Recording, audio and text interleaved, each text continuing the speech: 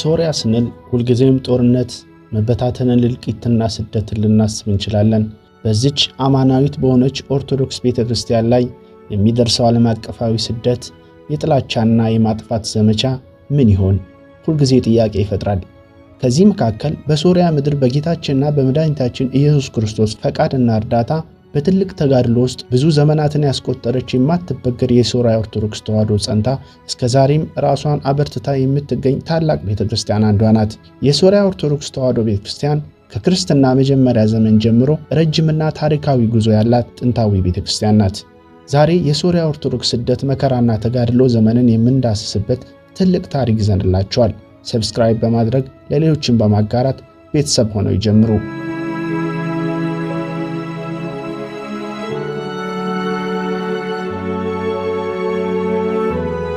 የሶሪያ ኦርቶዶክስ ተዋሕዶ ቤተክርስቲያን መሰረት በሶሪያ አንጾኪያ ላይ የተጣለ ሲሆን ደቀ መዛሙርት ለመጀመሪያ ጊዜ ክርስቲያን ተብሎ የተጠሩት በዚች ከተማ ነው። መንበሩም በሐዋርያ ቅዱስ ጴጥሮስ እንደተመሰረተ ይታመናል። ለቤተክርስቲያኒቱ ታሪክ ትልቅ ለውጥ ያመጣው በ451 ዓ.ም በተደረገው የኬልቄዶን ጉባኤ ነው። በክርስቶስ ባህሪ ላይ በተፈጠረ ክርክር የሶሪያ ቤተክርስቲያን ከኢትዮጵያ፣ ከግብፅና ከአርመን ጋር በመሆን ክርስቶስ አንድ ባህሪ ያለው ተዋሕዶ የሚለውን ትምህርት አጸኑ። በስድስተኛው ክፍለ ዘመን ከኬልቄዶን ጉባኤ በኋላ በነበሩት ዓመታት በባዛንታይን ንጉሥ ነገሥታት ስደት ምክንያት ቤተክርስቲያኒቱ ለጥፋት ተቃርባ ነበር።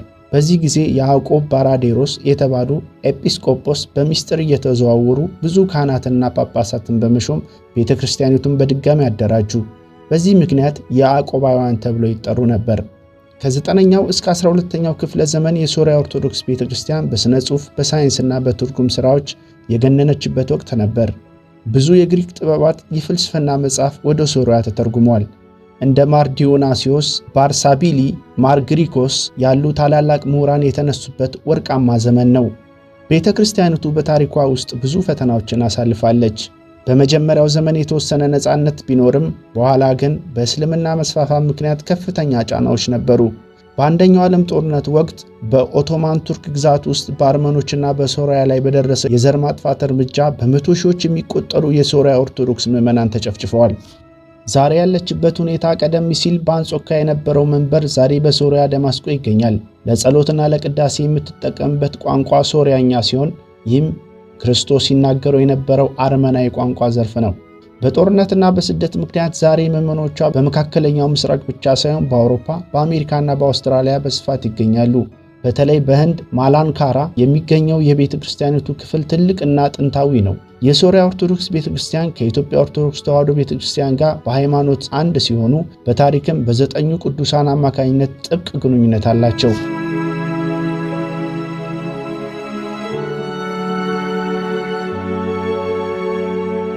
የሶሪያ ኦርቶዶክስ ተዋሕዶ ቤተክርስቲያን ከጥንት ጀምሮ ወንጌልን በማስፋፋት ረገድ የነበራቸው ሚና እጅግ ሰፊና ታሪካዊ ነው። ሶርያውያን ወንጌልን ለዓለም ለማድረስ የተጠቀሙባቸው የአንጾኪያ የመጀመሪያው የሚስዮን ማዕከል ነች። ቅዱስ ጳውሎስና ቅዱስ በርናባስ ለሦስቱ ታላላቅ የሚስዮን ጉዞዎቻቸው መነሻ ያደረጓት አንጾኪያን ነበር። የሶሪያ ሰባኪያን ከሮም ግዛት ወሰን አልፈው ወደ ምስራቅ በሰፊው ተንቀሳቅሰዋል። ኤዴሳ የሶሪያ ክርስትናና የትምህርት ማዕከል በመሆን ወንጌል ወደ ፋርስ፣ ኢራን እንዲሰራጭ አድርጋለች። በሐዋርያው ቅዱስ ቶማስ የተመሰረተችው የህንድ ቤተክርስቲያን ከጥንት ጀምሮ ግንኙነቷ ከሶሪያ ጋር ነበር። የሶሪያ ካህናትና ምሁራን ወደ ህንድ በመጓዝ ወንጌልን አስተምረዋል። ሥርዓተ ቅዳሴንም በሶሪያ ቋንቋ እንዲሆን አድርገዋል። ዛሬም ድረስ በህንድ የሶሪያ ክርስቲያኖች የሚባሉ በሚሊዮን የሚቆጠሩ ምዕመናን አሉ። የሶሪያ ሚስዮናውያን በታዋቂው የንግድ መስመር በኩል እስከ ቻይና ድረስ ዘልቀው ወንጌልን ሰብከዋል። ለእኛ ለኢትዮጵያውያን የሶሪያ ኦርቶዶክስ ሰባኪያን ታሪክ ልዩ ትርጉም አለው። በ5ኛው ክፍለ ዘመን ከሮም ግዛት ሶሪያና አካባቢዋ ወደ ኢትዮጵያ የመጡት ቅዱስ ወንጌልን በሰፊው ሰብከዋል። የሶሪያ ሰባኪያን ዛሬ ሰሜን ሱዳን ወደሚባለው አካባቢ ኑቢያ በመሄድ የአገሪቱ ነገሥታትና ሕዝቦች ክርስትናን እንዲቀበሉ አድርገዋል።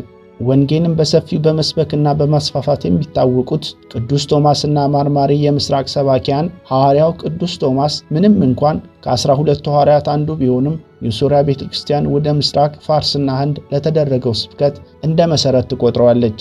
ማር አዳይና ማርማሪ የእነዚህ ቅዱሳን በኤዴሳና በፋርስ ግዛት የዛሬዋ ኢራቅና ኢራን ወንጌልን በሰፊው የሰበኩ የሶሪያ ቤተክርስቲያን አባቶች ናቸው። ቅዱስ ኤፍሬም ሶርያዊው የሶርያው በገና ወንጌልን የሰበከው በስብከት ብቻ ሳይሆን በዜማና በግጥምም ነበር። ሕዝቡ በቀላሉ ሃይማኖቱን እንዲረዳ መዝሙራትና የነገረ መለኮት ግጥሞችን ያዘጋጅ ነበር። የእሱ ድርሰቶች ወደ ተለያዩ ቋንቋዎች በመተርጎማቸው ክርስትና በዓለም ዙሪያ በውበትና በዜማ እንዲሰበክ ትልቅ አስተዋጽኦ አድርጓል። አሉፐን የተባለ የሶርያ መነኩሴ በታሪክ ለመጀመሪያ ጊዜ ክርስትናን ወደ ቻይና ይዞ የገባ ሰው ነው። በወቅቱ ከነበሩት የቻይና ነገስታት ጋር በመነጋገር ወንጌል በቻይና ምድር እንዲሰበክና ገዳማት እንዲታነጹ አድርጓል። ያዕቆብ ባራዴሮስ በ6ኛው ክፍለ ዘመን ቤተክርስቲያኒቱ በሮም መንግስት ስደት እየደረሰባት በነበረው ወቅት በድህነትና በስውር እየተዘዋወረ በመካከለኛው ምስራቅና በግብጽ ዙሪያ ወንጌልን ሰብኳል። በሺዎች የሚቆጠሩ ካህናትና ጳጳሳትን በመሾም ቤተክርስቲያኒቱ በአስቸጋሪ ጊዜ እንዳትጠፋ አድርጓል። የሶርያ ኦርቶዶክስ ተዋሕዶ ቤተክርስቲያን ከጥንት 3 ዓለም አቀፋዊ ጉባኤዎች ኒቂያ፣ ቆስጠንጥንያና ኤፌሶን ጋር ቀጥተኛ ጥልቅ ግንኙነት አላት። እነዚህ ጉባኤዎች ለቤተ ክርስቲያኒቱ የደጉማ እምነት መሰረት ናቸው። 325 ዓመተ ምህረት የኒቂያ ጉባኤ የተካሄደው በአርዮስ ክህደት ምክንያት ወልድ ፍጡር ነው የሚለውን የተሳሳተ ትምህርት ለመቃወም ነበር። የሶርያ የአንጾኪያ ቤተ ክርስቲያን በዚህ ጉባኤ ላይ በታላላቅ አባቶቿ አማካኝነት በንቃት ተሳትፋለች። በተለይም የአንጾኪያ ፓትርያርክ ቅዱስ ኤዎስጣቴዎስ የአርዮስ ክህደት በመቃወም ግንባር ቀደም ነበሩ። በጉባኤው የረቀቀና ዛሬም በቅዳሴ የምንጠቀምበት የጸሎተ ሃይማኖት ክፍል በሙሉ ልብ ትቀበላለች፣ ታስተምራለችም። በ381 ዓመተ ምህረት የቆስጠንጢንያ ጉባኤ በዚህ ጉባኤ ላይ የአንጾኪያ ቅዱስ ጉባኤውን በሊቀመንበርነት እስከ መምራት ደርሷል። በተጨማሪም ታላቁ የሶርያ ምሁር ቅዱስ ጎርጎርዮስ ዘኒሲስ በጉባኤው ላይ ትልቅ አስተዋጽኦ አድርጓል። የጸሎተ ሃይማኖት ሁለተኛው ክፍል ስለ መንፈስ ቅዱስ የሚናገረው የተረቀቀ በዚህ ጉባኤ ሲሆን የሶርያ ቤተክርስቲያን ይህንንም እምነት ክፍል እንደ መሰረት ትቀበላለች። በ431 ዓመተ ምህረት የኤፌሶን ጉባኤ ድንግል ማርያም የሰው እናት እንጂ የአምላክ እናት አይደለችም የሚለውን የንስጥሮስ ክህደት ለመቃወም የተደረገ ነው። ምንም እንኳን የአንጾኪያ የሶርያ ጳጳሳት በመጀመሪያው ስብሰባ ላይ ባይገኙም በኋላ ላይ ግን ቤተክርስቲያኒቱ የቅዱስ ቄርሎስን ትምህርት በሙሉ ልብ ተቀብላለች። ድንግል ማርያምንም ወላዲተ አምላክ ብላ በማመን የንስጥሮስ ትምህርትን አውግዛለች። የሶርያ ኦርቶዶክስ ቤተክርስቲያን የምትቀበለው የእነዚህ 3ቱን ጉባኤዎች ብቻ ነው። እንደ ኢትዮጵያ የግብጽና አርመን ጋር በመሆን የሶርያ ኦርቶዶክስ ቤተክርስቲያን የእነዚህ 3 ጉባኤዎች ባለቤትና ጠባቂ ናት። ዛሬም ድረስ በእነዚህ ጉባኤዎች የተወሰኑት ቀኖናዎችና የእምነት መገለጫዎች የቤተክርስቲያኒቱ ሕልውና መሰረቶች ናቸው።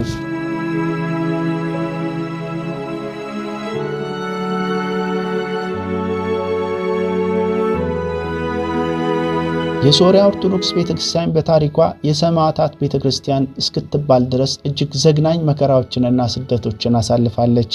ይህ መከራ በተለያዩ ዘመናትና በተለያዩ አካላት የደረሰ ሲሆን በጂኦግራፊያዊ አቀማመጧ በታላላቅ ኃይሎች ሮም፣ ፋርስ፣ እስልምና ግጭት መካከል በመገኘቷና ለሃይማኖቷ ባላት ጽናት ማለትም የኬልቄዶን ውሳኔ አልቀበልም በማለቷ በሌሎች ክርስቲያኖች ጭምር ስደት ደርሶባታል።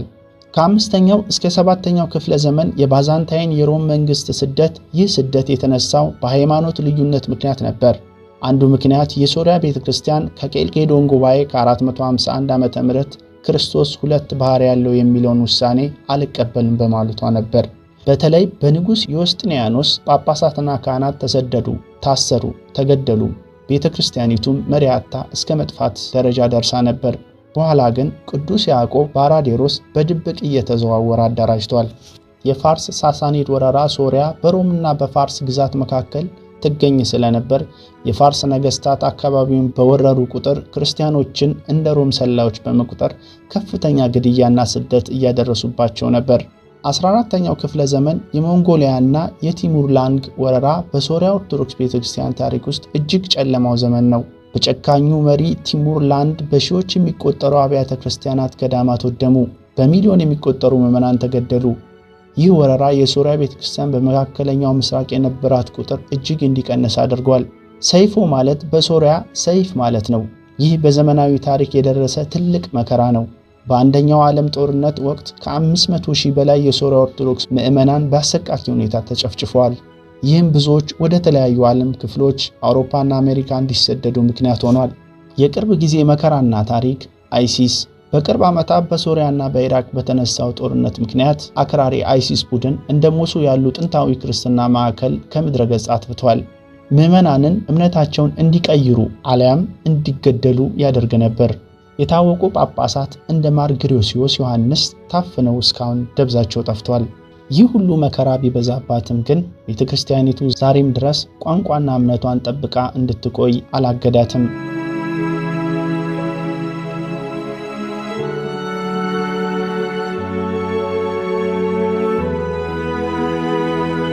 የሶሪያ ኦርቶዶክስ ቤተክርስቲያን ታሪክ በመከራና በስደት ብቻ የተሞላ አይደለም። በተቃራኒው ለክርስትና ዓለምና ለሰው ልጅ ስልጣኔ ትልቅ አስተዋጽኦ ያበረከቱ በርካታ መልካም አጋጣሚዎችና የከፍታ ዘመናትም ነበሯት። ሶርያውያን የሚናገሩት ሶርያኛ የአረማይ ቋንቋ ዘርፍ ሲሆን ይህም ጌታችን ኢየሱስ ክርስቶስና ሐዋርያት በምድር ላይ ሲያስተምሩ ይናገሩት የነበረው ቋንቋ ነው። ይህ አጋጣሚ መጽሐፍ ቅዱስና የሐዋርያትን ትምህርት ያለምንም ትርጉም መዛባት በቀጥታ ለመረዳትና ለማስተማር አስችሏል። ከ4ኛው እስከ 12ኛው ክፍለ ዘመን ድረስ የትምህርትና የፍልስፍና ማዕከል መሆኗ የዓለም ዕውቀት ማዕከል እንድትባል አድርጓታል። የኤዴሳና የኒስቢስ ትምህርት ቤቶች እንደ ዛሬው ዘመን ዩኒቨርሲቲዎች ነበሩ። በሺዎች የሚቆጠሩ ተማሪዎች ከዓለም ዙሪያ እየመጡ ነገረ መለኮት፣ ሕክምና፣ አስትሮኖሚና ፍልስፍና ይማሩ ነበር። ሶርያውያን የግሪክ የጥበብና የሳይንስ መጻሕፍትን ወደ ሶርያኛ በኋላም ወደ አረብኛ በመተርጎም ጥንታዊ ዕውቀት ሳይጠፋ ለዓለም እንዲተላለፍ በማድረግ ረገድ ትልቅ መልካም አጋጣሚ ፈጥረዋል። ምንም እንኳን ስደት ቢኖርም በአንዳንድ ወቅት ከመንግስታት ጋር የነበራቸው መልካም ግንኙነት ለቤተ ክርስቲያኒቱ መስፋፋት ዕድል ሰጥቷል። በ6ኛው ክፍለ ዘመን የባዛንታይን ንግሥት ቴዎዶራ ለሶርያ ኦርቶዶክስ አባቶች ጥበቃ ታደርግ ነበር። ይህ አጋጣሚ ቤተ ክርስቲያኒቱ በስደት ውስጥ ሆና በድጋሚ እንድታንሰራራ ቅዱስ ያዕቆብ ባራዴሮስ አገልግሎቱን እንዲቀጥል ረድቷል። በአረብ ከሊፋዎች ዘመን በመጀመሪያው እስልምና መስፋፋት ወቅት ሶርያውያን ምሁራን በቤተ መንግሥት ውስጥ እንደ ሐኪም፣ ተርጓሚና አማካሪ ሆነው በመሾማቸው ቤተ ክርስቲያኒቱ የተወሰነ ነፃነትና የክብር ዘመን አሳልፋለች። በዓለም አቀፍ ንግድ መስመሮች ላይ መገኘቷ የሶርያ ክርስቲያኖች በባህር መንገድ ላይ በመገኘታቸው ወንጌልን እስከ ቻይናና ህንድ ለማድረስ ትልቅ አጋጣሚ ሆኗቸዋል። ነጋዴዎቻቸው ዕቃ ብቻ ሳይሆን ሃይማኖታቸውም ይዘው ስለሚጓዙ ያለምንም ወታደራዊ ኃይል ክርስትና በሰላማዊ መንገድ በሩቅ ምስራቅ እንዲያስፋፋ አስችሏል። የቅዱስ ኤፍሬም መነሳት ለቤተ ክርስቲያኒቱ ትልቅ ስጦታ ነበር። የሱ ድንቅ የጸሎትና የዜማ ድርሰቶች በዓለም አቀፍ ደረጃ ተቀባይነት ማግኘታቸው የሶርያ ቤተ ክርስቲያን በሥነ መለኮት ረገድ ተወዳዳሪ የሌላት አድርጓታል። ዛሬም ድረስ የሱ ድርሰቶች በግሪክ፣ በላቲን፣ በግዕዝ እና በሌሎችም ቋንቋዎች በቤተ ክርስቲያን ውስጥ በከፍተኛ ክብር ያገለግላሉ።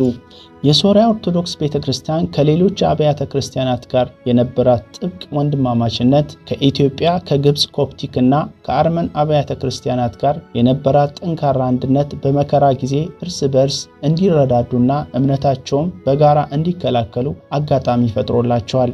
በተለይ 9ኙ ቅዱሳን ወደ ኢትዮጵያ መምጣታቸው ለሁለቱ አብያተ ክርስቲያናት ታሪካዊና ዘላቂ ወዳጅነት መሰረት ጥሏል።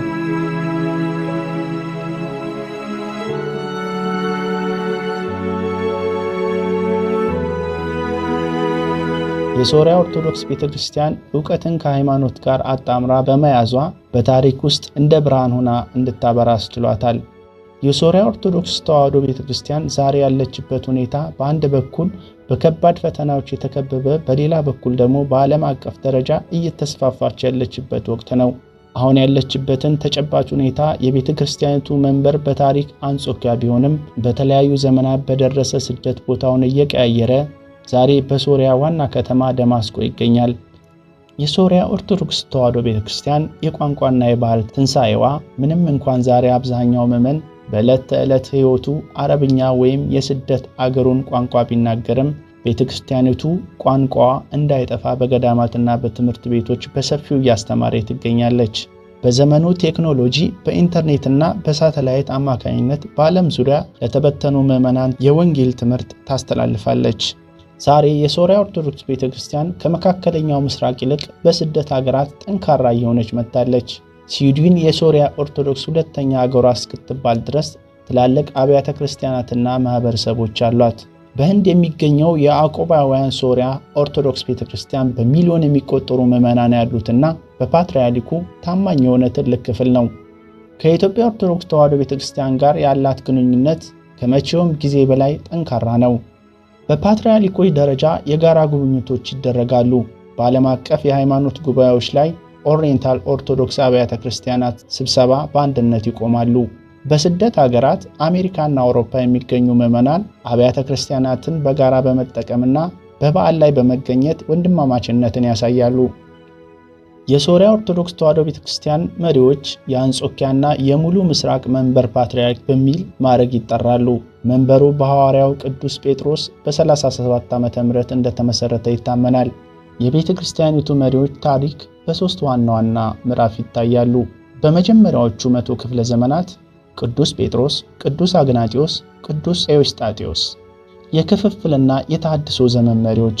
ከቄልቄዶን ጉባኤ በኋላ የቤተ ክርስቲያኒቷ መሪዎች በከፍተኛ ተጋድሎ የጠበቋት ቅዱስ ሳውሪዎስ ዘአንጾኪያ፣ ቅዱስ ያዕቆብ ሚካኤል ታላቁ ሲሆን የቅርብና የዘመናችን ፓትርያርክ ቤተ ክርስቲያን ከስደትና ከጦርነት በማውጣት ረገድ ትልቅ ሥራ ሰርተዋል። ብፁዕ ወቅዱስ ማር ኢግናጢዮስ ያዕቆብ፣ ብፁዕ ወቅዱስ ማር ኢግናጢዮስ ዘካ፣ ብፁዕ ወቅዱስ ማር ኢግናጢዮስ ኤፍሬም የዛሬው የቤተ ክርስቲያኒቱ ፓትርያርክ ናቸው። ዛሬ የሶርያ ኦርቶዶክስን አይተናል። ሌላ ዓለም አቀፋዊ የኦርቶዶክስ ታሪክ ይዘንላችሁ እንቀርባለን። ሰብስክራይብ በማድረግ ቤተሰብ ይሁኑ።